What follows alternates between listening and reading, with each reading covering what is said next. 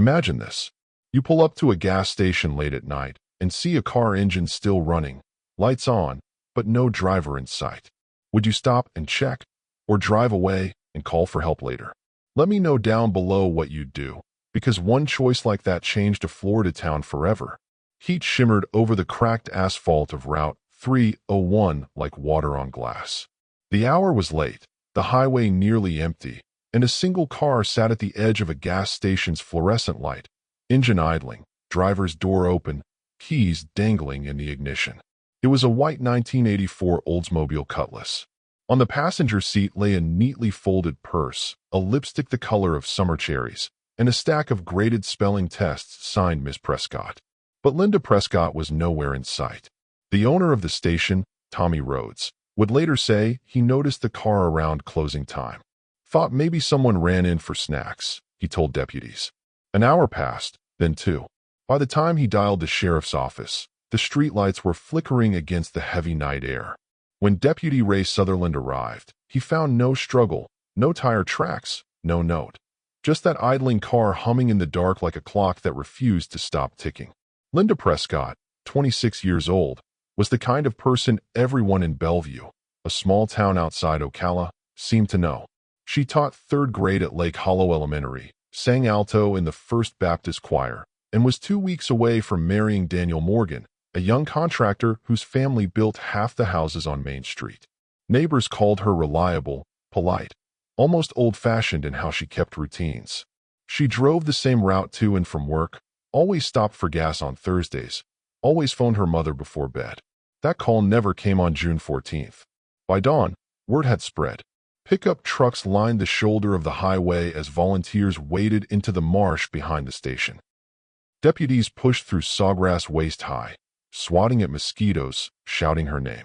Each echo came back empty. At Linda's home on Magnolia Drive, the porch light burned all night. Her mother, Evelyn Prescott, sat in a rocking chair that didn't move. On the kitchen table, untouched supper cooled beside the telephone. The wedding invitations, cream cardstock tied with ribbon, waited in a neat stack by the window. Sheriff's units canvassed the area. A state trooper spotted a faint trail of footprints leading toward Gator Creek, but the mud gave way before they could be traced. Dive teams searched the shallows, turning up nothing more than a single white shoe caught under a fallen branch. Reporters from Channel 9 Orlando arrived before noon. Their first live broadcast opened with the image of that empty car. The anchor's voice trembled as she read the caption, "Teacher missing in Belleview." For the next 48 hours, the entire county seemed to hold its breath. Inside the sheriff's office, phones rang nonstop. Tips, sightings, rumors. Someone claimed to have seen Linda at a rest stop near Gainesville. Another swore she was hitchhiking north. Each lead evaporated as quickly as it came. Deputy Sutherland pinned a county map to the wall, marking every call with a red tack. The pattern formed a circle around Bellevue, as if something had swallowed her and kept her close. Sunday morning service at First Baptist opened with prayer for Linda's safe return. Her empty seat in the choir was draped with a single rose. Children she taught asked why their teacher hadn't come back. Parents had no answers. That evening, the sheriff stepped before cameras. His uniform was damp with sweat. Behind him, patrol cars cast red and blue shadows across the courthouse lawn. "We are treating this as a missing person investigation," he said carefully. "We have reason to believe Miss Prescott did not leave on her own." He didn't elaborate, but everyone understood what that meant. By Monday, June 16th, the search had expanded across county lines. Helicopters swept over the cypress swamps, their rotors chopping through haze and silence. Deputies knocked on doors, questioned truck drivers, fielded whispers about jealous exes and strangers passing through town. Still, there was nothing. Each night, reporters filed updates that sounded more like eulogies. The once lively teacher who coached children's softball had become another face on a poster flapping in summer wind. As darkness settled on the fifth day, the gas station lights flickered once and went out. The hum of the Oldsmobile was long gone, but for the people of Bellevue, the sound lingered in memory, that steady engine running into the night, marking the moment their town changed forever. And in the sheriff's office, under the dull glow of a desk lamp, Deputy Sutherland stared at Linda Prescott's photograph. He didn't know it yet, but this case, the woman in the white Oldsmobile, would follow him for the rest of his life. By the end of that week, Bellevue no longer sounded like itself. The steady rhythm of small-town life, church bells, lawnmowers, the chatter of diners, had been replaced with the drone of helicopters and the static of police radios. Detectives from the Marion County Sheriff's Office turned the station lot into a command post. Yellow tape fluttered in the breeze. Volunteers lined up at dawn, signing their names on clipboard rosters, clutching flashlights and canteens. They searched pine woods, drainage ditches, and abandoned barns. Deputies dragged the nearby retention pond 3 times. Reporters described the effort as the largest manhunt in county history. But as the days stretched into weeks, confidence eroded.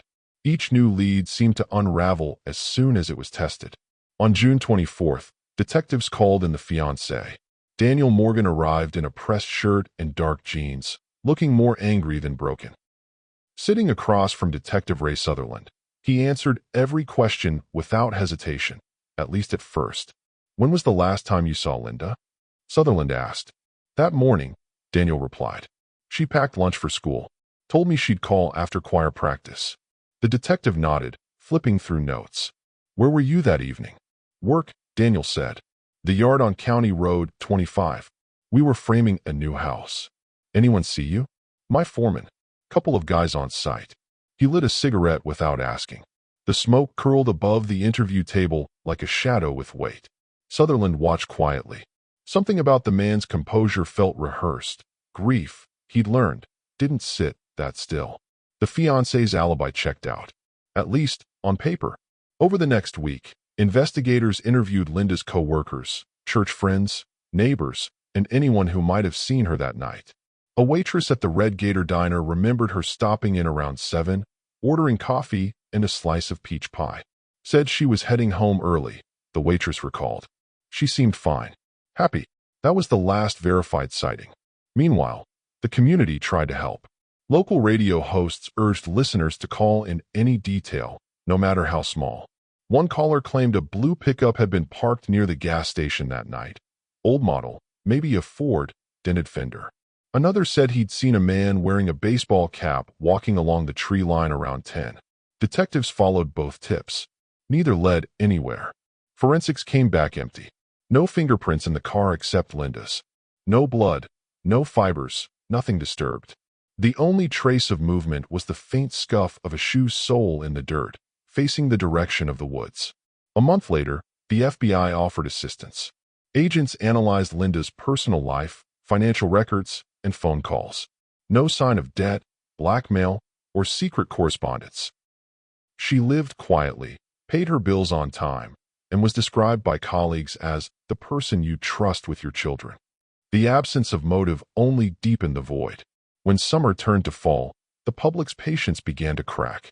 Rumors spread like wildfire through town, that Daniel had a temper, that a drifter had been seen near the church, that Linda's car was staged.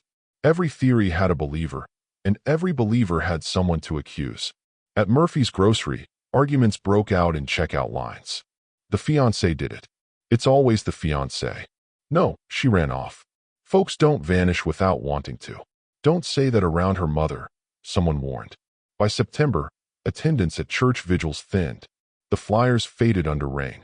The sheriff's office scaled back the search. Officially, the investigation continued. Unofficially, it was running in circles. Detective Sutherland refused to close the file. Late nights found him alone in the evidence room, listening to cassette recordings of interviews, rewinding and replaying every pause. He made lists in the margins: truck, footprint, missing shoe, fiancé's alibi. He couldn't shake the feeling that something had been overlooked. On October 2nd, a hunter reported seeing fresh tire tracks near Gator Creek, about half a mile from where the car had been found. Deputies inspected the site, hoping for a breakthrough. All they uncovered was a discarded beer can and the remnants of an old fire pit. Too little, too late.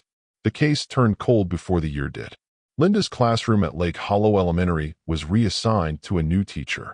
Her nameplate was removed from the door. In the Prescott home, her mother boxed up clothes and lesson plans but left one item untouched: a framed photograph of Linda on her first day teaching, smiling under the Florida sun. In the sheriff's office, Detective Sutherland wrote one final line in his report for the year. No further leads. Investigation pending new information. Then he closed the file, knowing deep down it wouldn't stay closed forever. For Belleview, 1986 ended with silence. A silence that would stretch for decades, carried by the hum of cicadas, the whisper of pines, and the memory of a young teacher who never made it home. Time moved on, but Belleview didn't. By the summer of 1987, the posters had vanished from storefronts. The search teams disbanded. The TV crews stopped calling. All that remained was the memory of a woman who left work one evening and never came back. For Evelyn Prescott, every day began and ended the same. She brewed 2 cups of coffee, one for herself and one for her missing daughter. The second cup always cooled untouched on the kitchen table. People tried to comfort her. They dropped off casseroles, sent sympathy cards, invited her to church luncheons. But no one could offer what she really wanted, an answer. Eventually, visitors stopped coming. The porch light stayed on just the same. Detective Ray Sutherland was promoted in 1988, yet the Prescott case never left his desk. Whenever he cleared a new file, he found himself glancing at the old one, a reminder that unfinished business can linger longer than most people can bear. He tried to reopen the investigation twice, first in 1991, then again in 1994, but each time the result was the same. The evidence box offered nothing new. The shoe, the map, the car keys sealed in plastic. Without fresh leads, he was told to move on. Still, he couldn't. By the late 90s, Bellevue had changed. New subdivisions replaced farmland. Chain restaurants moved in. The old gas station where Linda's car was found became a convenience mart. Teenagers hung out there after football games, unaware of the history buried beneath the cracked pavement. In 1999, a local newspaper ran a 20-year retrospective titled Still Missing, The Teacher Who Vanished. It featured a faded photo of Linda in her classroom, chalk dust on her hands. The article ended with a quote from her mother. "You stop waiting for the phone to ring, but you never stop hoping it will." That winter, Evelyn moved into assisted living. The Prescott house was sold to a young family, who painted the porch blue but kept the light fixture she refused to turn off. Detective Sutherland retired from active duty in 2001. By then he'd worked burglaries, narcotics, and domestic cases, but none had marked him the way this one did. He often told colleagues that some ghosts were badges. When digital case archiving began at the Marion County Sheriff's Office, he personally requested that the Prescott file be scanned and preserved. He couldn't explain why, except that he wanted the case to outlive him. 3 more years passed. Then, in the spring of 2005, a construction company began clearing land south of Summerfield, about 10 miles from where Linda's Oldsmobile was discovered. They were widening the highway, cutting into old pasture land that had sat untouched for decades. One afternoon, a backhoe operator struck something hard just beneath the surface, what looked like human remains. Work halted immediately. When crime scene investigators arrived, they found fragments of a woman's skeleton, a rusted engagement ring still resting on one finger. Nearby lay traces of fabric consistent with 1980s women's clothing and a broken plastic clip once used to hold a teacher's ID badge. DNA testing would take months, but Sutherland, now retired and living on a small ranch outside Ocala, didn't need the results. He read about the discovery in the paper and knew instantly whose remains they were. "It's her," he told his wife quietly, laying the newspaper down. They found her. He returned to the department to assist as a consultant. Decades of waiting had finally produced what the town had stopped believing in, a lead. When the DNA report arrived, it confirmed what everyone already suspected. The remains belonged to Linda Prescott. The medical examiner ruled homicide by blunt force injury. But one small detail stood out. Lodged in the soil near the bones was a piece of thick plastic, cut and weathered but recognizable. It was part of a heavy-duty cable tie, the kind used to bundle rebar or electrical cords on construction sites. Sutherland stared at it for a long time. That single piece of evidence pointed back to one place, and one man, who'd been there all along. After 20 years of silence, the investigation was alive again. And somewhere in Marion County, the person who'd spent decades blending into ordinary life had just run out of time. The news of the discovery spread through Marion County faster than any storm. By morning, the sheriff's office parking lot was full of reporters, their cameras trained on a podium no one wanted to stand behind. Inside, Detective Ray Sutherland sat in a conference room with younger investigators who had grown up hearing the name Linda Prescott whispered like a ghost story.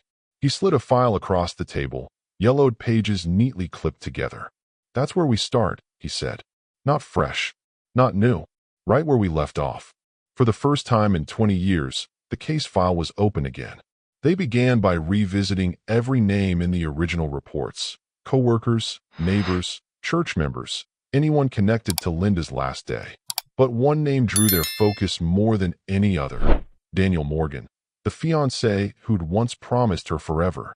He still lived in Marion County, still owned the same construction company.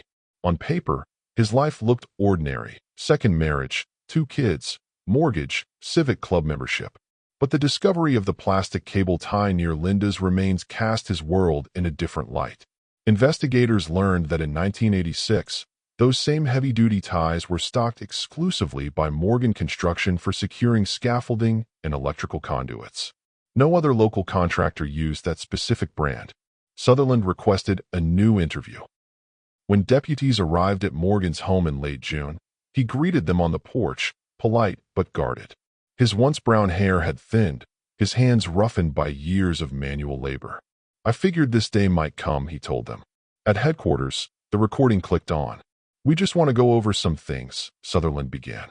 "You people already did, back then. A lot changes in 20 years. Evidence. Forensics. Truth."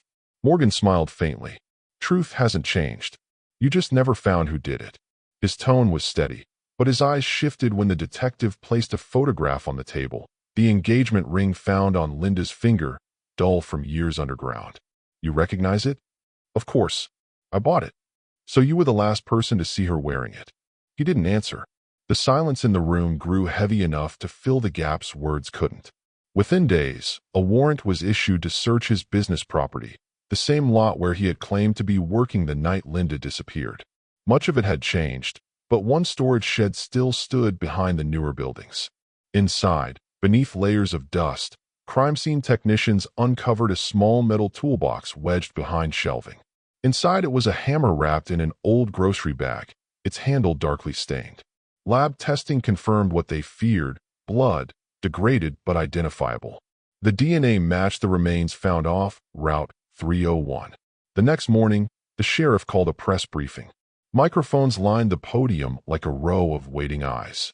"We have reason to believe the individual responsible for Linda Prescott's death was known to her," he announced. "An arrest is forthcoming." The crowd erupted with questions, but the sheriff gave no names. That evening, as the sun fell behind the oaks, unmarked cruisers rolled quietly down Maple Avenue. Officers approached Daniel Morgan's home. His wife answered the door, confusion flashing across her face as deputies stepped inside. Morgan didn't resist. He glanced toward his family, then to Sutherland, and said only, "You finally think you've got it, don't you?" He was escorted into the back of a cruiser.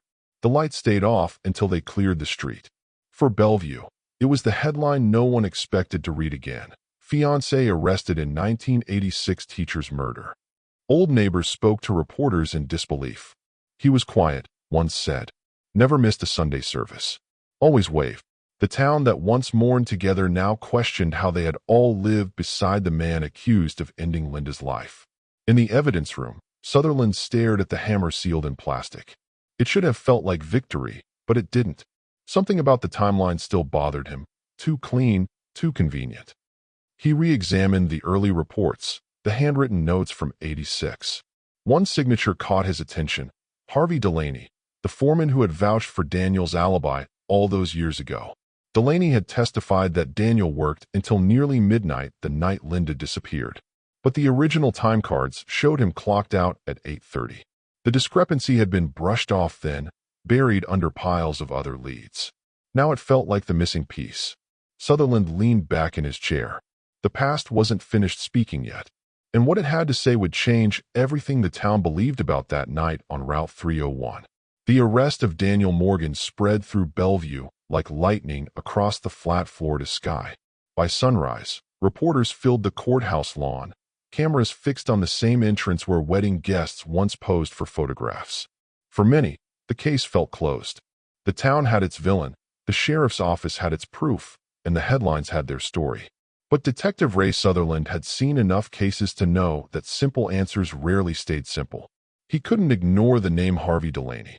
Delaney had been Morgan's foreman in 1986, older, rough around the edges, loyal to a fault. He was the man who confirmed Morgan's alibi that night, saying he worked late and left together. But those time cards said otherwise. They always had. Sutherland requested a background check. Delaney had moved north years earlier, living quietly in Macon, Georgia. His health was failing, but he was alive. Sutherland made the drive himself.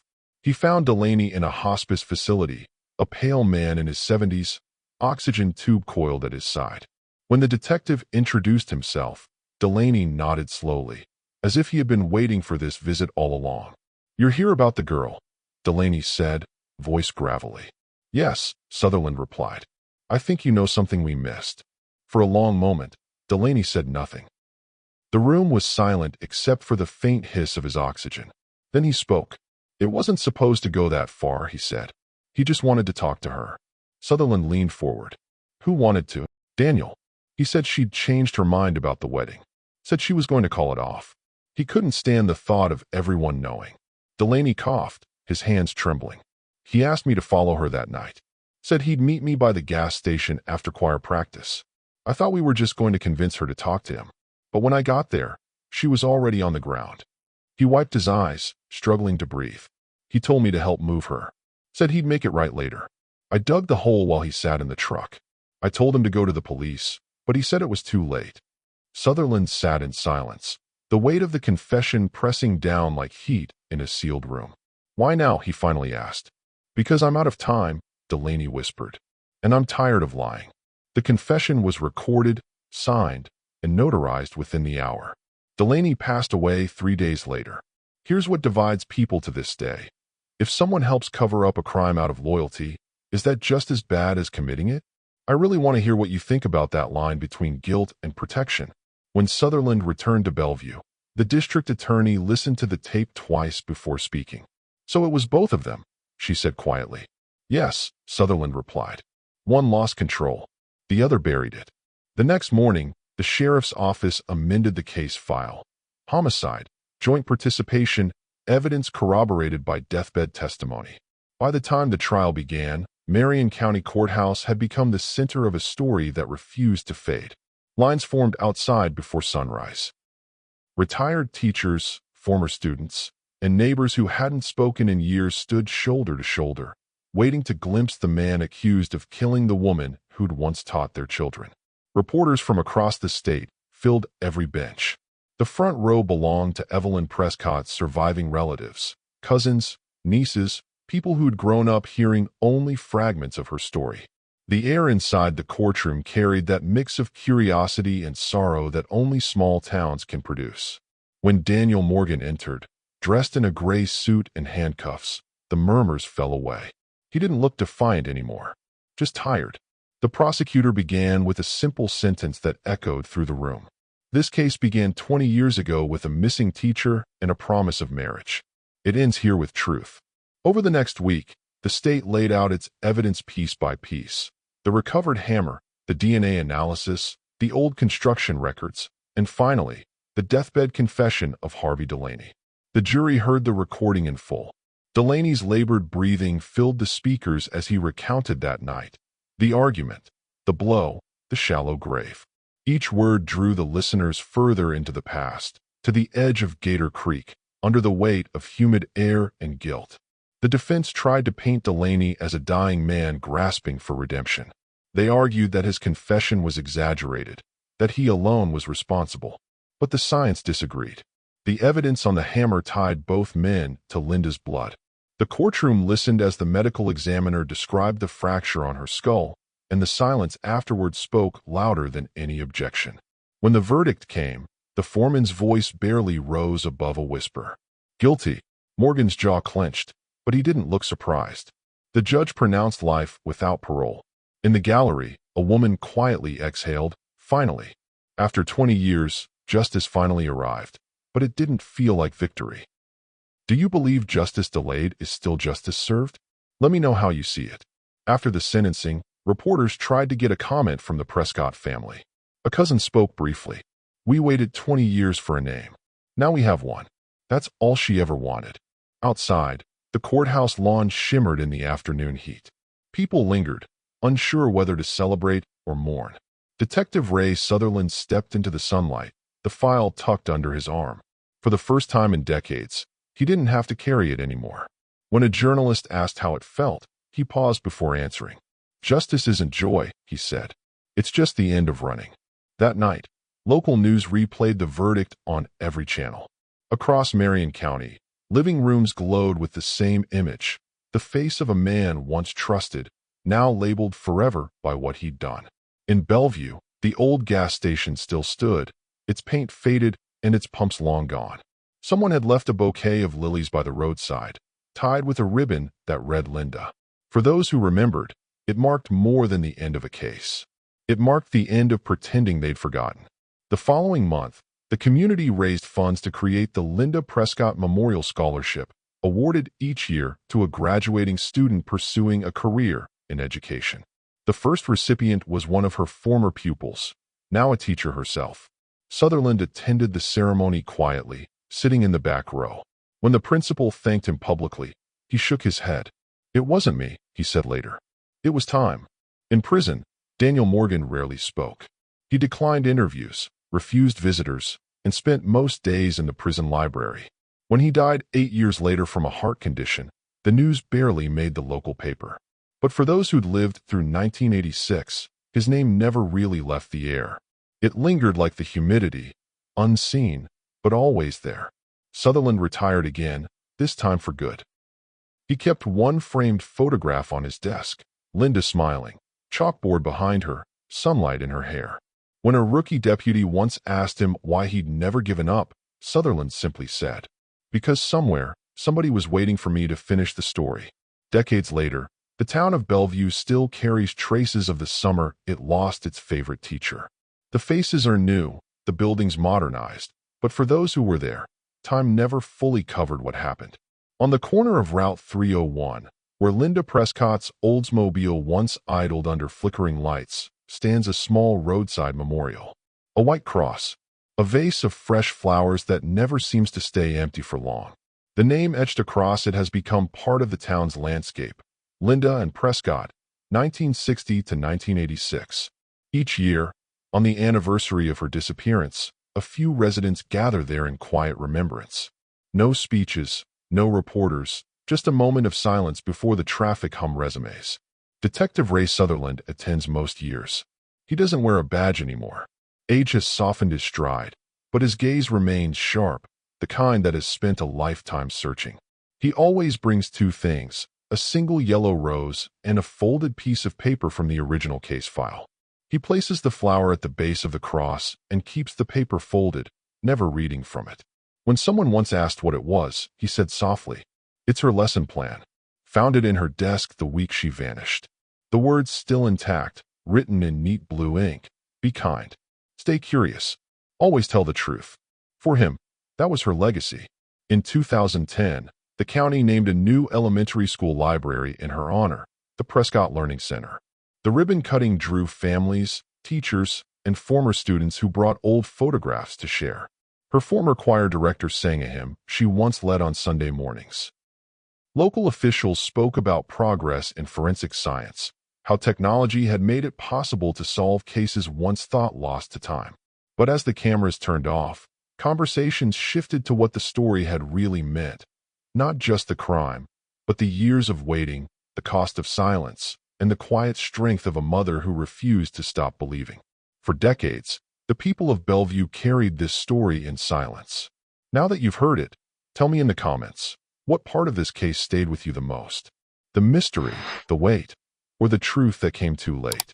And if stories like this move you, don't forget to subscribe and leave a like. It helps these forgotten voices stay heard.